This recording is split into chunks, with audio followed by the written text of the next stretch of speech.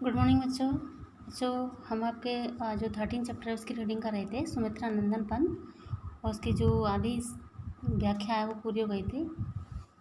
जो व्याख्या रह गई थी उसकी रीडिंग करते हैं आगे से।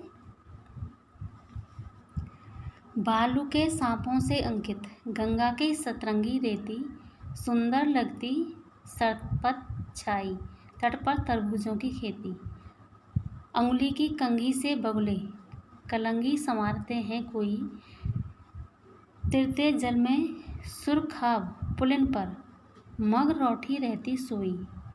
ठीक है। बालू के सांपों से अंकित, गंगा की सतरंगी रेत। बालू का मतलब रेत होता है, अंकित मतलब चिन्ह होना, सरपत का मतलब होता है एक तरह से घास होती है ये। ठीक है। सरपत का मतलब होता है घास। ठीक है, या पात। और तट का मतलब किनारा होता है। और सुरखाब का मतलब होता है चकवा एक तरह से एक ये। ठीक है। तो आइए देखिए इसकी जो रीडिंग है वो देखते हैं। बालू के सांपों से अंकित, गंगा की सतरंगी रेती, यानी कवि पंत ने ग्राम श्री का वर्णन करते हुए खेतों के बगल में बहती गंगा का सतरंगी रूप प्रस्तुत किया है। यानी अब तक तो जो खेती में जो फसलें थी उनका ये जो कवि हैं बहुत ही सुंदर चित्रण कर रहे थे। जैसे खेतों में जो भी फसलें हैं, गेहूँ की, जौ की, सनई की और मिर्च वगैरह, टमाटर, ये सभी। लेकिन अब ये बगल में खेतों के बगल में जो गंगा नदी है उसका सुंदर चित्रण कर रहे हैं। जो उसका सतरंगी रूप है उसका वर्णन कर रहे हैं। बालू के सांपों से अंकित, गंगा की सतरंगी रेती, यानी गंगा की रेत पर लहरों से चित्रित रेखाएं सांपों जैसी प्रतीत कराती हैं। यानी गंगा की रेत पर लहरों से चित्रित रेखाएं ऐसी लगती हैं जैसे जैसे सांप चलने पर हमें प्रतीत होता है। ठीक है। सुंदर लगती सरपत छाई, किनारे पर सरपत छाई यानी बहुत ही सुंदर लग रही है। तट पर तरबूजों की खेती, सुंदर लगती सरपत छाई, तट पर तरबूजों की खेती, किनारे पर तरबूज और चारों तरफ फैली हरी घास की शोभा देखते ही बनती है। यानी किनारे पर जो तरबूज की खेती है और उसके तरफ चारों तरफ जो घास फैली हुई है हरी हरी, वो बहुत ही शोभायमान हो रही है।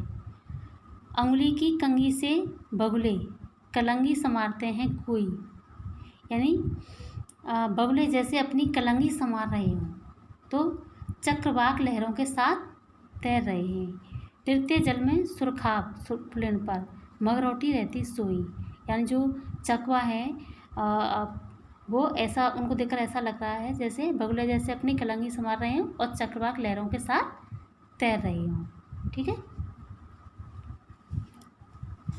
अब नीचे जाइए, इसका अर्थ एक बार और देख लीजिए। कवि ने ग्राम श्री का वर्णन करते हुए खेतों के बगल से बहती गंगा का सतरंगी रूप चित्रण प्रस्तुत किया है। गंगा की रेत पर लहरों से चित्रित रेखाएं सांपों जैसे प्रतीत होती हैं। किनारे पर तरबूज और चारों तरफ फैली हरी घास की शोभा देखती ही बनती है। बगुले जैसे अपनी कलंगी संवार रहे हैं तो चक्रवाक लहरों के साथ तैर रहे हैं। नीचे आइए। हंसमुख हरियाली हिम आतप, सुख से अलसाए से सोए, भीगी अंधियाली में निशी की, तारक स्वप्नों में से खोए, मरकत डिब्बे सा खुला ग्राम, जिस पर नीलम नव आच्छादन, निरुपम हिमांत में स्निग्ध शांत, निज शोभा से हरता जनमन। इसमें कवि कहते हैं कि गांव के आसपास प्राकृतिक वातावरण में सर्द धूप में हरियाली हंसती हुई प्रतीत होती है। हंसमुख हरियाली हिम आतप। ठीक है। हिम का मतलब बर्फ होता है। ठीक है। अलसाए का मतलब होता है आलस से भरे हुए। ठीक है। और निशी का मतलब होता है रात। मरकत का मतलब होता है फन्ना। तो हंसमुख हरियाली हिम आतप, सुख से अलसाए से सोए। तो इसमें कवि कहते हैं कि गांव के आसपास का जो प्राकृतिक वातावरण है उसमें सर्द धूप में हरियाली हंसती हुई प्रतीत होती है।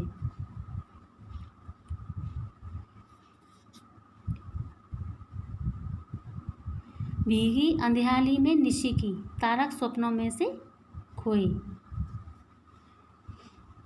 ओस से भीगी रात के अंधेरे में तारे सपनों में खोए हुए से प्रतीत हो रहे हैं।